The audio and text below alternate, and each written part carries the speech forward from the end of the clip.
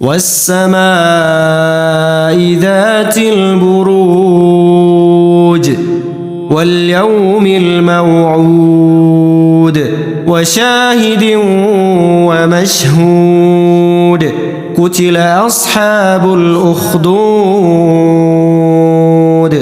النار ذات الوقود إذ هم عليها قعود وهم على ما يفعلون بالمؤمنين شهود وما نقموا منهم إلا أن يؤمنوا بالله العزيز الحميد الذي له ملك السماوات والأرض والله على كل شيء شهيد إن الذين فتنوا المؤمنين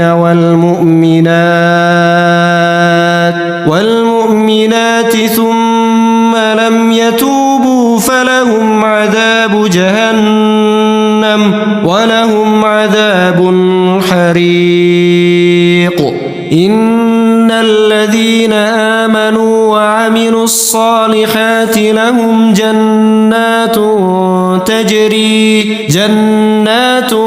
تجري من تحتها الأنهار ذلك الفوز الكبير إن بطش ربك لشديد إنه هو يبدئ ويعيد وهو الغفور الودود ذو العرش المجيد فعال لما يريد هل أتاك حديث الجنود Bismillahirrahmanirrahim. Taklim kita melanjutkan taklim kemarin. Jauharul Qurbani min manjuri tasawuf. Hakikat kurban menurut kacamata tasawuf atau ilmu tasawuf. Ya, insya Allah banyak manfaatnya kita memahami dalam sisi yang lebih ke ruhani. Karena kurban ini sudah nggak asing untuk kita ya sebagai ibadah. Ya. Kita bahas di bab 2 ini penekanannya tentu kepada yang kesifatan ilmu ruhani. Langsung saja ke tajuk risalah. Hakikat kurban menurut ilmu tasawuf. Bab 2 ya, ada 2 part, tapi pendek-pendek kok. Assalamualaikum warahmatullahi wabarakatuh. Alhamdulillahirabbil alamin. Wal akibatu lil muttaqina. Wala udwana illa ala zalimina. Wassalatu wassalamu ala asyrafil anbiya wal mursalina. Nabiyina wa habibina Muhammadin arsallahu rahmatan lil alamin.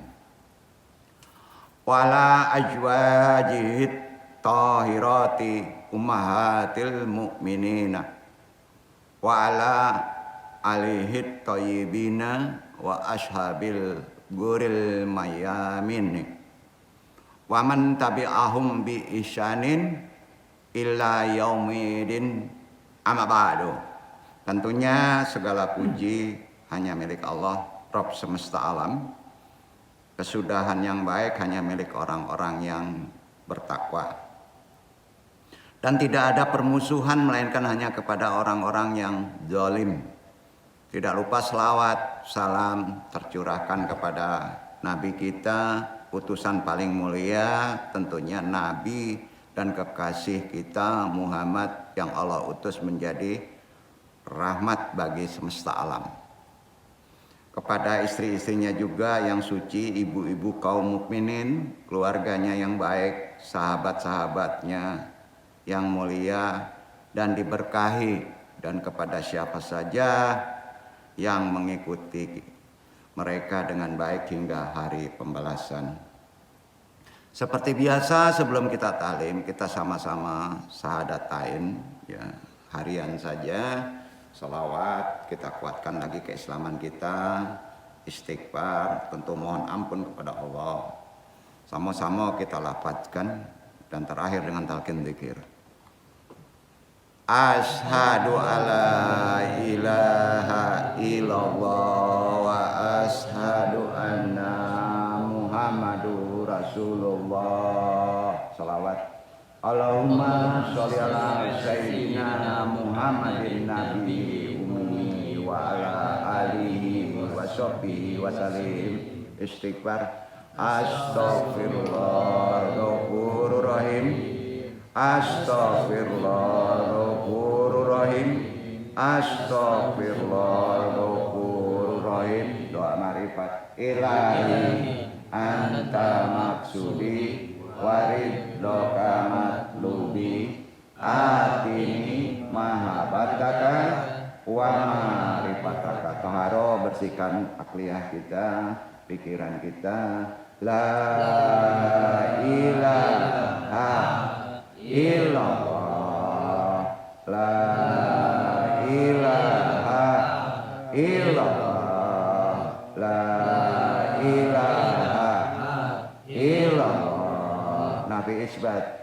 La ilaha illallah. La ilaha illallah. La ilaha illallah. La ilaha illallah. La ilaha illallah. La ilaha illallah. La ilaha illallah. La ilaha illallah.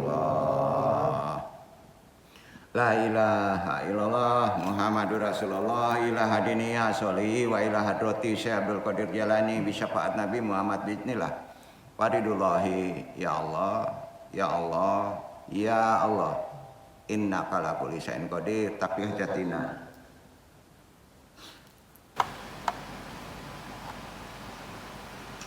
Wa khususan nabaruhi Nur Muhammadin khususan ilaruhi Muhammad Nabi Yunaka. Wabil khusus hadiri al-mahdi kalifatul rodin. Wabil khusus arwahi juriyatihi. Wa khususan arwahi muslimin, mu'minin, wa musinin. Al-Fatihah. A'udzubillahi minasyaitonirrajim. Bismillahirrahmanirrahim. Alhamdulillahirabbil alamin. Ar-Rahmanirrahim. Maliki yaumiddin. Iyyaka na'budu wa iyyaka nasta'in. Ihdinas siratal mustaqim. Siratal ladzina an'amta 'alaihim ghairil maghdubi 'alaihim waladdallin. Subhanaka ilmalana ila ma'alam tanah innaka antal alimul hakim. Sebelum kita tutup doa ini, kita bermohon kepada Allah di bulan masih Syawal ini dan memasuki bulan Kurban Dzulhijjah nanti. Diikuti ikhwan, mudah-mudahan Allah mengabulkan dan meridhoinya. Bismillahirrahmanirrahim. Bismillahirrahmanirrahim. Allahumma ighfir lana. Allahumma ighfir lana. Warhamna. Warhamna. Wa tub alaina. Wa tub alaina. Innaka antal ghafurur rahim. Innaka antal ghafurur rahim. Allahumma barik lana. Allahumma barik lana. Fi Syawal. Fi Syawal. Warjukna. Warjukna. Fi husnal ibadati. Fi husnal ibadati. Wal qurbata ilaika. Wal qurbata ilaika. Allahumma taqabbal minna. Allahumma taqabbal minna. Siyamana. Siyamana. Wa qiyamana. Wa qiyamana. Wa sholliha amalina. Wa sholliha amalina. Ramadan. Ramadan. Waj'alna minal muttaqin. Waj'alna minal muttaqin. Allahumma taqabbal minni. Allahumma taqabbal minni. Tadhiyati fi sabilika. Tadhiyati fi sabilika. At-tamana antuatini idan. At-tamana antuatini idan. At-tamana antuatini idan. il kuwata hatta atamakan minat al qada'i ala kulli syaitaratin lisyahwati wasyahwati alati tukriku hadal abda daiman. Aminkan saja. Ya Allah, ampunilah kami, rahmatilah kami, terimalah tobat kami. Sesungguhnya Engkau Maha Penerima tobat, lagi Maha Penyayang. Ya Allah, berkahilah kami di bulan Syawal dan karuniakanlah kepada kami ibadah yang baik serta bisa mendekatkan diri kepadamu. Ya Allah, terimalah puasa kami, sholat malam kami, amal soleh kami di bulan Ramadan. Serta jadikanlah kami termasuk orang-orang yang bertakwa. Ya Allah, semoga pengorbanan hamba demi taqarrub kepadamu Engkau bisa terima ya Allah. Semoga Engkau beri pula hamba kekuatan untuk dapat menyembelih setiap dominasi hawa nafsu dan syahwat yang selalu menenggelamkan hamba ini. Rabbi syari sadri wa yassir amri wa hlul lisani yafqahu qawli. La haula wala quwata illa billahil aliyil azim. Alhamdulillahirabbil alamin.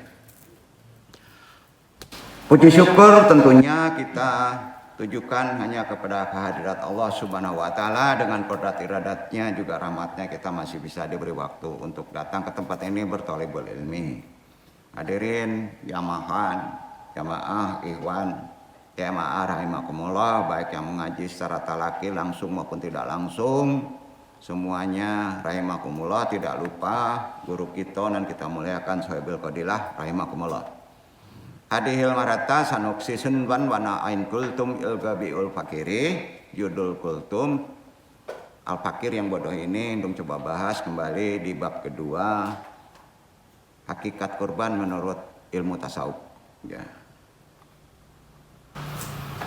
Wabado, kalau disatukan jangan dipisahkan ya, ini memahami konsep ibadah kurban ini terkait dengan ibadah haji. Jadi ibadah kurban itu bukan untuk orang yang sudah berangkat haji saja dan pulang, bukan begitu. Jadi walaupun kita belum haji, ini ada kaitannya ibadah kurban ini dengan ibadah haji. Kalau kita paham, kita belum naik haji, mengikuti aturan ibadah kurban sudah disamakan seperti orang sudah naik haji. Ya, nah haji kecil ini kan umroh. Makna umroh apa sih? Makna haji apa sih? Tawaf, lempar jumroh. Makna secara sehari-harinya apa? Bukan ritual yang dibahas dalam konsep klenik, bukan. Hati-hati ya, apalagi kurban, ada pengorbanan hewan. Daging dan darah kurban itu gak diterima Allah, bukan itu. Ya. Simbolnya itu yang kita pahami dalam konsep amalan sehari-hari. Ya.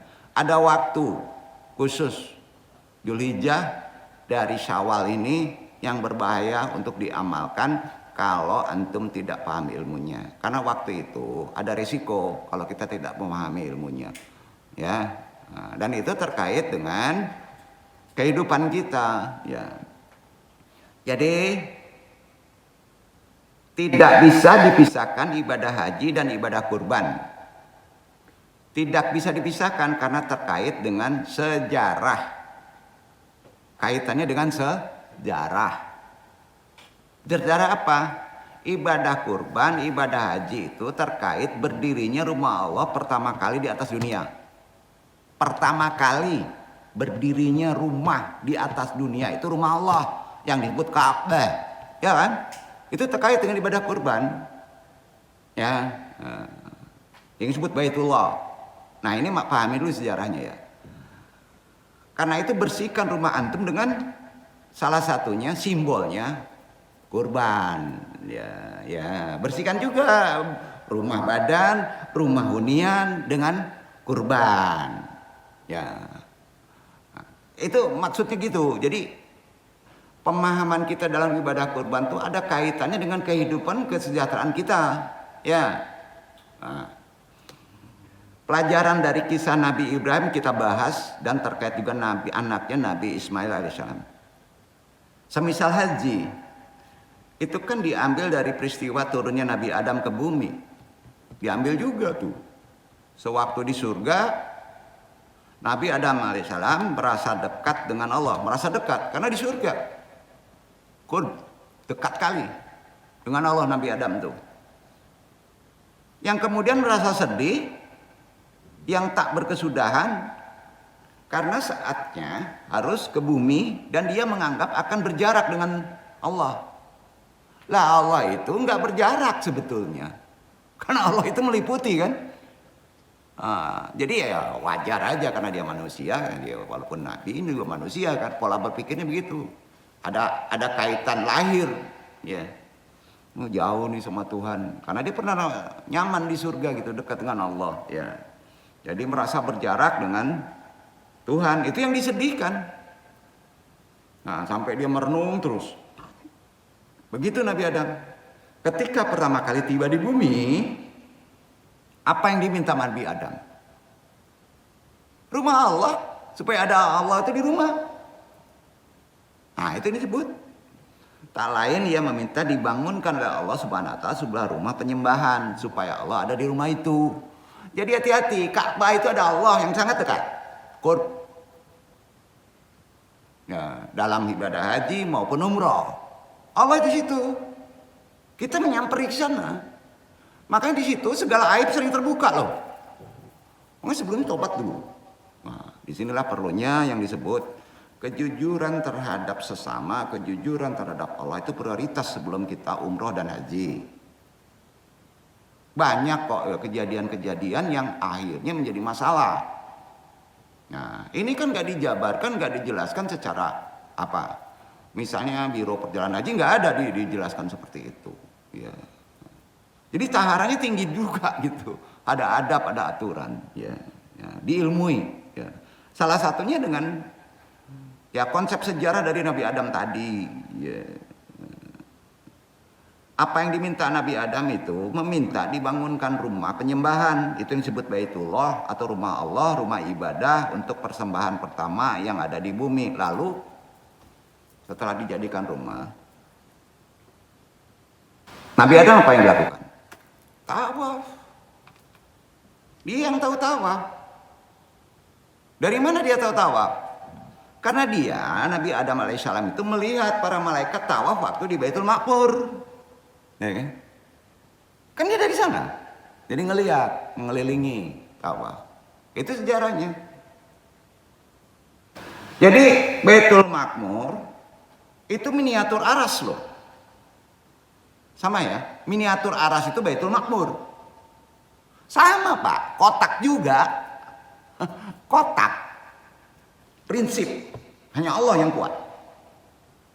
Ya, nggak bisa dikotak-atik gitu. Jadi penghambaan secara total dimaknai oleh Adam sebagai tugas penting dan utama setelah ia turun ke bumi. Sebagai khalifah, haji itulah yang mengambil inisiatif dan umroh. Makna kemakburan seorang haji bisa diukur sejauh mana perbedaan ia dalam totalitas penghambaan kepada Allah waktu pulang dari haji. Totalitasnya gimana kita berhamba kepada Allah. Dan juga berbuat baik kepada sama manusia. Sebelum dan sesudah ia menunaikan rukun Islam kelima itu. Karenanya ibadah kurban, ini kaitannya ya, yang dikenal sampai saat ini tidak dapat dilepas dari Nabi Ibrahim dan Nabi Ismail. Terkait juga riwayat Nabi Ishak. Coba kaji sejarahnya itu. Itu terkait ibadah kurban. Nah itu makanya penting kaji sejarah. Jadi tahu hakikatnya amalan. Itu sebabnya ibadah kurban udah jelas harus mengkaji sejarah runut dari orang-orang terdahulu, orang-orang mulia terdahulu. Ya. Dari perintah Allah disitu timbul kepada Nabi Ibrahim alaihissalam untuk menyembelih putranya, betul kan? Ya kan? Kalau dipraktekin gitu, antum kacau semua, nggak bisa hidup tuh. Potong yang punya anak tuh. Ya. Nah.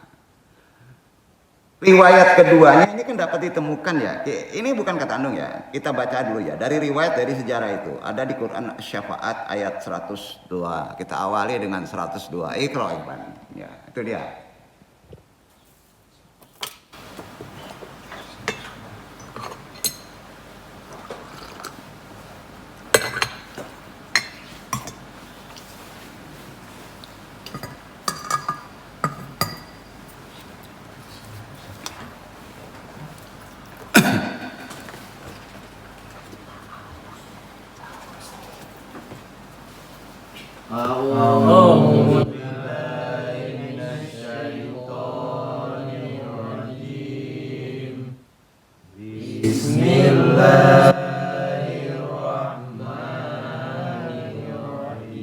Untuk diri itu ya, baru buka.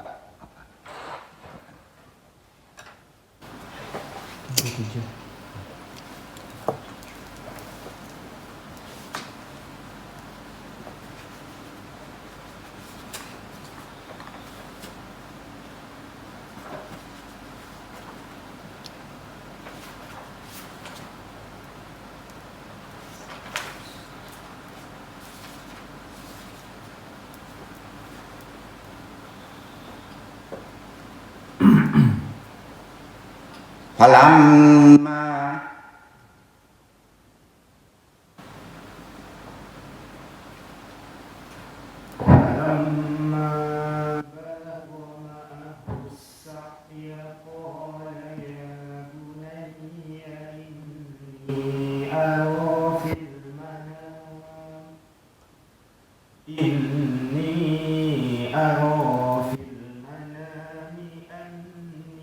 أذبحك فانظر ماذا ترى قال يا أبت افعل ما تؤمر ستجدني إن شاء الله من الصابرين.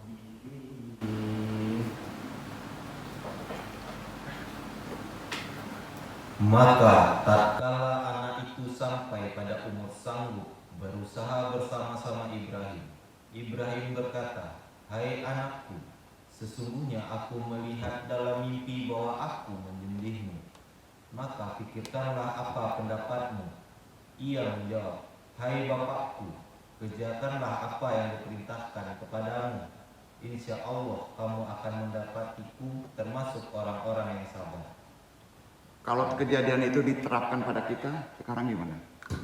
Apa mendabi anak? Anak jawabannya, gila pak mah gitu.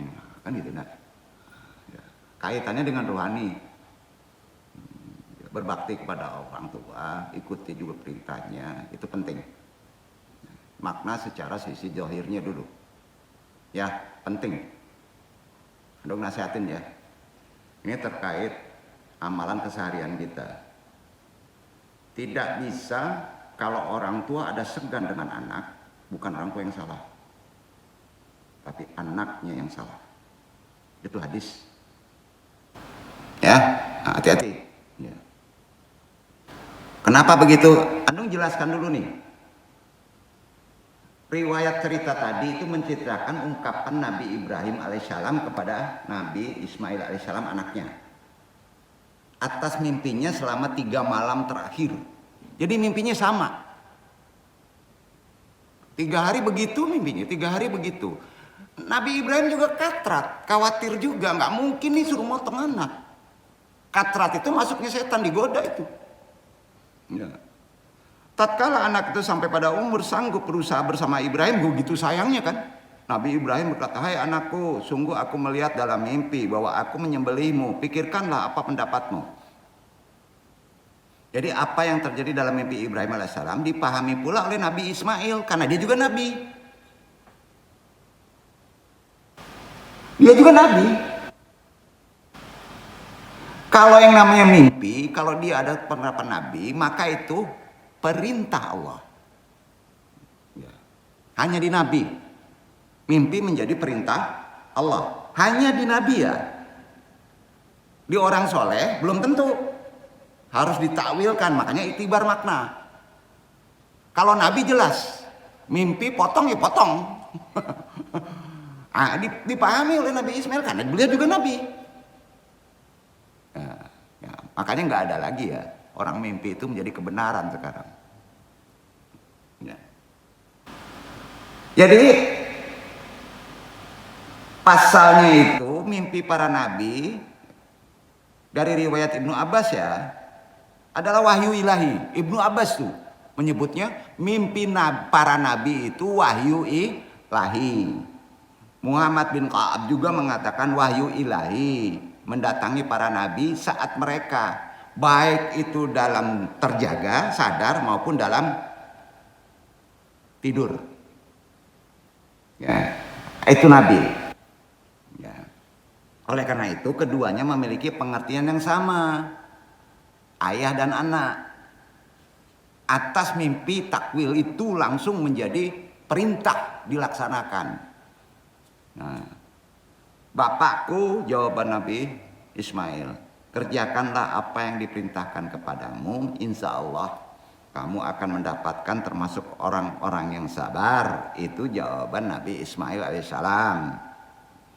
Karena itu seorang sufi mentafsirkan ini begini, bernama Abu Ali Ad-Daqqa, mengisahkan ulang perintah kurban yang melibatkan Nabi Ibrahim dan Nabi Ismail alaihissalam dari kajian sisi tasawuf ya. Menurut Ad-Daqqa, perintah kurban berkaitan erat dengan kewajiban untuk berjaga agar tidak tidur. Agar tidak tidur. Ini makna dalam. Karena tidur bagi sebagian orang soleh, terutama di aliran-aliran torekot, tasawuf, ruhani, para sufi, adalah sebuah kesalahan. Terutama di malam-malam Idul Adha. Nah, ini jangan diamalkan. Nah, ini ada sandarannya dari yang tadi. Nah, karena orang yang tidur adalah orang yang lalai, pengertian ruhaninya begitu, nggak sadar, tahu nggak? Jadi makna tasawuf itu orang yang tertidur itu adalah orang yang lalai, makna orang sufi. Ya, nah, tentunya lalai kepada Allah. Padahal di puasa tidur itu adalah ibadah. Ya, nah itu konsepnya beda tuh. Jadi ini makomat. Sampai-sampai Ibrahim, ya, Nabi Ibrahim alaihissalam dengan sedih menceritakan mimpinya kepada anaknya Nabi Ismail alaihissalam. Bapakku, inilah balasan orang yang tidur melalaikan kekasih Allah. Jadi orang yang tidak sadar melalaikan. Seandainya bapak tidak tidur, niscaya bapak tidak diperintahkan untuk menyembelih anak bapak sendiri. Itu kata Nabi Ismail. Nah, dalam hal ini ingat, ini simbolik ya. Wallahu alam makna bener-bener Nabi Ibrahim itu tidur atau tidak, wallahu alam. Ya. Nah, jadi jawaban Nabi Ismail begitu tadi. Ini kalau nggak percaya referensinya ya untuk orang-orang tasawuf harus jelas. Ya, itu dikarang dan ditafsirkan oleh Al-Qushairi, kitabnya Arisalah Qushairiyah, halamannya 210. Tidur itu kesalahan bagi orang yang bermakomat sufi. Itu konsepnya, sandarannya bukunya itu. Ya. Artinya tidur malam hari semalam suntuk bagi sebagian orang soleh yang beraliran mendalami kesufian atau ketorekot atau ketasawuf pada tingkatan tertentu merupakan sebuah kesalahan sebagaimana terkait dengan kaidah hasanatul abrol sayyiatul muqarrabin. Itu kaidahnya. Kebaikan bagi mereka di makam abror adalah kesalahan bagi muqarrabin. Itu kaidah ilmunya. Oleh karena itu ulama tasawuf membuat syair. Syair ini azaban liman yada'il mahabat kaifa yumkinuhumun naumin bi'aumkan rahma anna nauma min muharraman alal ashaki. Sesungguhnya aneh mereka yang mengaku para pencinta Allah mahabata Bagaimana mereka dapat tertidur nyenyak? Padahal tidur bagi orang pencinta Allah itu diharamkan. Al-Qushairi, nah, itu halamannya, bukunya tadi sudah disebut Ar-Risalah Qushairiyah, halaman 210 tadi itu terkait itu. Karena itu Anung tidak memperdalam perkara tidak tidur dan tidurnya sekarang. Makna hakiki yang direalisasikan amalan-amalan Nabi Ibrahim dan Nabi Ismail. Dalam perspektif ilmu tasawuf, hakikat kurban ialah apa? Kemarin tuh, hakikat kurban menyembelih nafsu kebinatangan yang ada di manusia. Duduk. Karena manusia ya punya penyakit atau syahwat binatang, itu potong. Ya. Seperti apa? Sifat rakus, buas, malas, tamak. Itu makna kurban. Agar apa? Agar bisa mendekatkan diri kepada Allah. Karena kalau sifat itu nempel, sulit sekali mendekatkan diri kepada Allah. Dalam konsep tasawuf. Karena itu ada cara berupa mahar. Simbolnya apa? Potong binatang domba. Potong kibas. Jadi kalau ditanya, ada yang tanya ini, sunnah Rasul itu sapi, onta atau domba? Atau kibas? Domba. Apa? Domba. Kalau di awak, kambing. Di Siko banyak kambing. Banyak. Ada yang onta, Yaman. Iya kan? Nah, itu tidak Antum perdebatkan. Ya, jadi udah jelas ya. Sebaiknya ukurkan dengan kambing. Ukurkan dengan kambing. Itu mahar simbol untuk memotong nafsu kebinatangan yang ada pada diri antum. Itu perintah. Enggak kena kepada orang yang haji aja. Sampai ya? Maharnya itu. Karenanya ibadah kurban itu menjadi simbol pembersihan pagar jiwa kita, rumah materi kita. Dengan berkurban. Paham ya? Nah, maknanya itu. Dari segala hal yang menghalangi kedekatan kita, pertolongan kita, berkah kita dari Allah. Setinggi apapun, kalau tidak tahu makna kurban, jadi aneh nanti. Hawa nafsu, tentunya nafsu yang jelek. Dan sifat buruk dipotong alias dibuang, begitu maknanya. Dengan simbol kibas tadi. Nah, karenanya ada beberapa poin penting tentang hakikat kurban. Kita dalami dalam Ibnu Keisanan, ilmu tasawuf, ilmu yang sifatnya hanif. Ada 7 makna ibadah kurban. Tidak bisa lepas dari ibadah umroh dan haji. Ada 7. Pertama, aduh jarang sekali orang ngaji ini ya. Karena mungkin agak risih kalau ngaji tasawuf. Pertama nih ya, Anu sampaikan bagi-bagi ya, bagi-bagi. Dan ini nggak salah kajiannya. Insya Allah ada sandarannya. Pertama, syahwatul dabi. Potong syahwat jelek antum. Artinya menyembelih nafsu jelek. Itu maknanya. Karenanya ibadah kurban bukan hanya menyembelih hewan saja. Makanya di Quran disebut Allah enggak menerima daging kurbannya, darahnya, enggak. Tapi menerima keikhlasan antum. Keikhlasan antum menahan dari puasa kemarin. Ikhlas enggak kamu puasa, ikhlas kamu tidak serakah. Makanya berbahaya orang kurban masih nyolong kepala kerbau. Kacau tuh. Bahaya. Masih numpuk di kulkas itu sampai 7 hari. Enggak begitu bro, enggak ada faedahnya kurban tadi. Ya kita cukup sekali makan. Sepakat? Enggak kena nanti memotong hawa nafsu kita loh. Jadi bukan hanya menyembelih hewan aja, tapi maknanya harus dipahami secara lebih benar. Menyembelih sifat-sifat buruk yang ada pada diri manusia. Kok kurban itu menimbulkan sifat serakah? Daging mesti banyak, dari sini ambil sana, dari ini sambil waduh, jangan. Capek antum. Ya. Sifat kemarahan, sifat keserakahan, egois, dalam keinginan duniawi yang berlebih, itu yang dibuang. Itu ritualnya dengan simbol berkurban. Penting nggak berkurban? Yang pertama tuh makna kurban. Kedua, al-mujahidina. Itu yang kedua. Apa itu?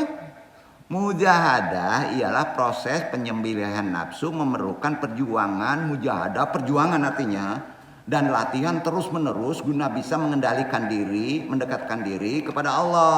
Maknanya itu tidak pada hari raya kurban, itu puncaknya. 11 bulan sampai ketemu kurban lagi. Tahan nafsunya, menet nafsunya. Sama ya? Jadi akan mudah kalau antum bisa melaksanakan ibadah kurban secara sisi pemaknaan yang benar. Duduk. Antum tidak akan terseret dengan hawa nafsu. Betul itu. Ya Allah menolong itu. Jadi bukan Allah meminta kurban kita, itu untuk kita. Makanya ada konsep begini, nggak ada yang gratis semuanya. Ada pengorbanan kan? Iya kan? Hidup ada pengorbanan. Kedua, itu yang kedua, mujahidina. Lebih mujmal, lebih menyeluruh sampai 11 bulan. Ketiga, tatirur rauhi. Apa itu? Pembersih jiwa. Kalau antum berkurban, insya Allah bersih jiwa antum. Bukan di puasa aja. Puasa itu amalan-amalan awam. Makomat itu udah naik. Karenanya kurban menjadi simbol pembersih jiwa dari segala hal yang menghalangi kedekatan kita dengan Allah. Seperti yang jelas sifat buruk kita, hawa nafsu kita yang jelek. Sehingga manusia dapat lebih dekat merasakan Allah itu hadir. Karenanya di ketiga ini antum sudah dapat pangkat rukun ketiga. Ihsan. Kurbanlah. Bagi yang mampu. Kalau nggak mampu, amalin puasa Syawal. Menyempurnakan puasa di Ramadan. Semuanya. 6 hari cuman. Bantu orang kurban kalau nggak mampu ya. Bantu edaran pendistribusian daging kurban. Itu amalan-amalan untuk kita. Bukan untuk milik orang kaya. Ya. Berarti antum sudah berhaji itu. Dan ada di hadis, ada di Quran itu yang ketiga ya. Tathirul rauhi, pembersih jiwa. 4. Afdalu takdiman was ardan. Artinya ketundukan dan persembahan terbaik. Tunduk dan menjadi persembahan terbaik. Afdalu takdiman was ardan. Duduk ya. Kurban adalah wujud ketundukan persembahan kita yang paling baik kepada Allah. Terutama secara hakikatnya adalah memotong hawa nafsu kebinatangan kita dengan simbol kambing dipotong. Ya. Nah, ini kan menunjukkan antum sungguh-sungguh berkeinginan untuk mendekat kepada Allah. Ya. Itu serius jadinya. 5. Apa sih hakikat kurban itu? 1, 2, 3, 4 udah paham lah. Kelima, iktidaan binabillah Ibrahim wa Ismail. Mencontoh, menteladani bapak tauhid Nabi Ibrahim dan Nabi Ismail alaihissalam. Mencontoh. Ya, meneladani. Ya. Jadi di sini mencontoh Nabi Ibrahim dan Ismail kan sudah ada kisahnya. Dalam menyembelih hewan kurban itu contoh nyata tentang ketundukan kita, pengorbanan kita yang tulus, ikhlas kepada Allah. Kalau antum berkurban nggak ada keikhlasan, ngambil kambing yang kacau-kacau, konan murah katanya. Hati-hati bro. Ya. Itu dia iktidaan bin Nabi Billah. Ibrahim wa Ismail. menteladani Nabi Ibrahim dan Nabi Ismail. Keenam,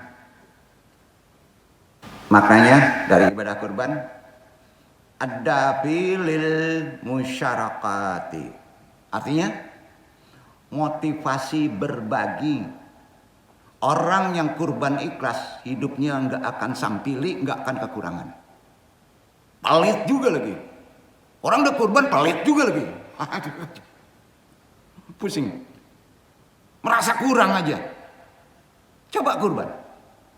Hakikatnya itu. Ad-dafi lil musyarakati. Motivasi berbagi. Karena ibadah kurban itu mendorong manusia untuk berbagi kebahagiaan. Betul? Lah iyalah. Dengan orang-orang yang tidak mampu. Ingat. Duafa. Prioritasnya duafa. Negara yang miskin. Jadi pendistribusiannya itu bukan lingkungan itu aja. Kalau berlebih lingkungan itu sudah banyak orang kaya, distribusikan. Negara sudah kaya, distribusikan. Iya aman. Bisa saja. Kan gitu. Jadi mujmal menyeluruh. Enggak, ini daerah ini kurbannya katanya. Kalau yang lain nggak bisa pendistribusiannya. Salah. Salah. Karena motivasi berbagi itu lil alamin kan? Rahmatan lil alamin. Dengan orang yang tidak mampu. Kalau sejahteranya tinggi di situ, cari keluar. Nah, itu tugas kita sebetulnya. Kalau kita nggak bisa kurban, besar pahalanya loh. Nah, sebagai bentuk rasa syukur dan kepedulian sosial. Terakhir 7 ya, hakikat kurban itu yang perlu kita pahami dalam konteks keseharian kita.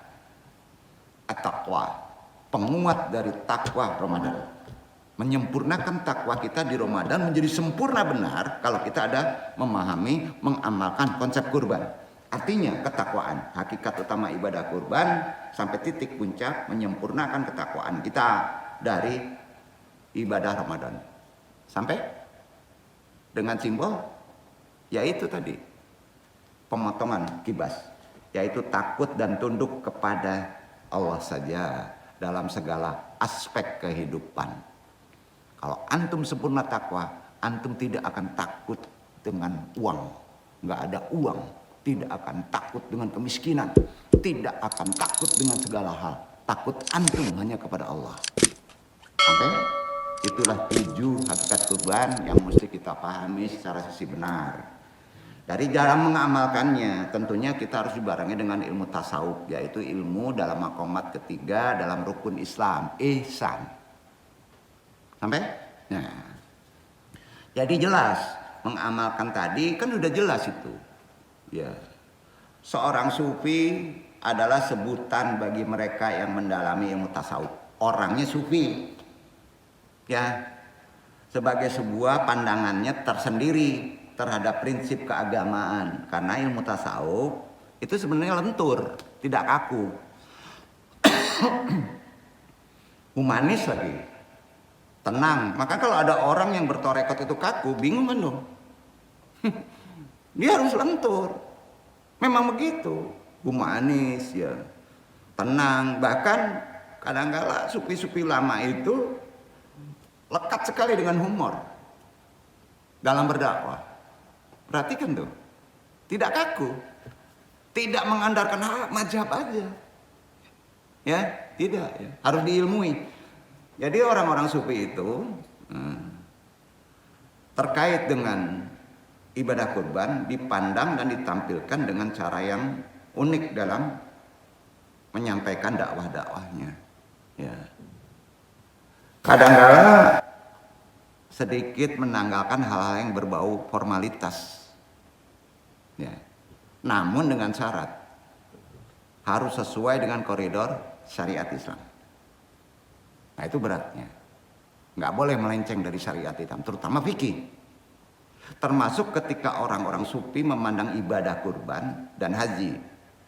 Ya. Sufi itu yang melarang kalau sudah haji darah berserak, ibu-ibu adalah balea-balea di sini untuk ube katanya. Itu kurafat. Ya. Dulu orang sufi melarang itu. Di Padang juga, di Minangkabau itu. itu paling utama melarang itu siapa? Syekh Burhanuddin. Enggak kaku dia. Ya. Hati-hati Pak.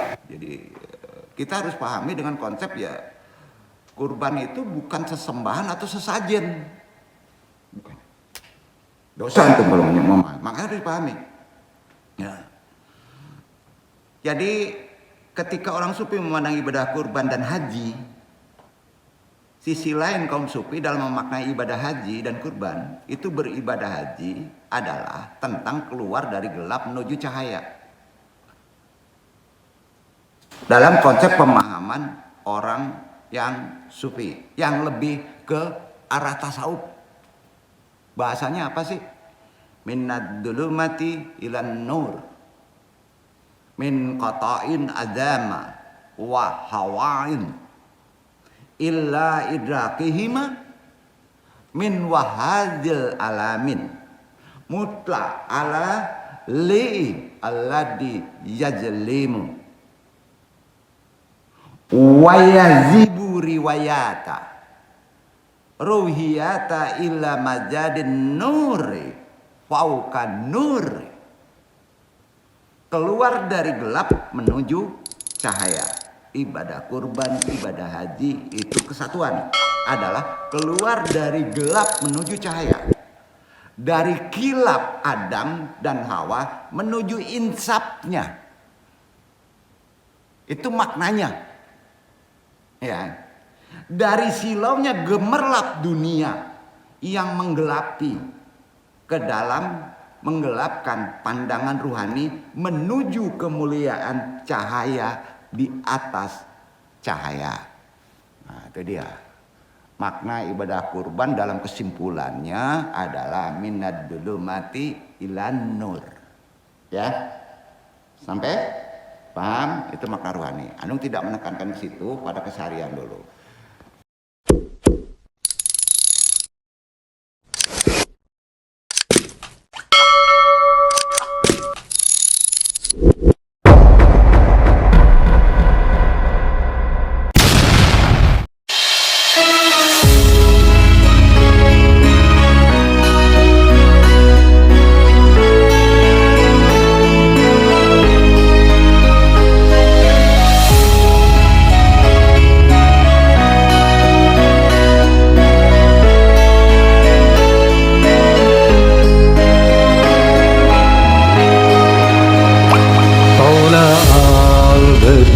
علينا من ثنية الوداع